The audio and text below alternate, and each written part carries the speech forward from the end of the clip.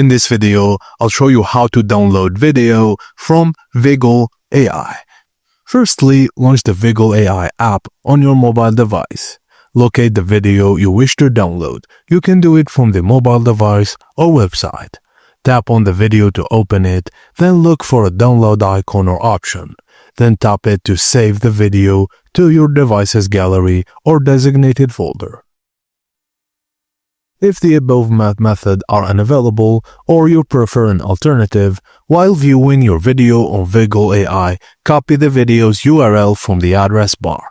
Then go to Past Downloads Viggle Video Downloader. Paste the copied URL into the input field on Past Download.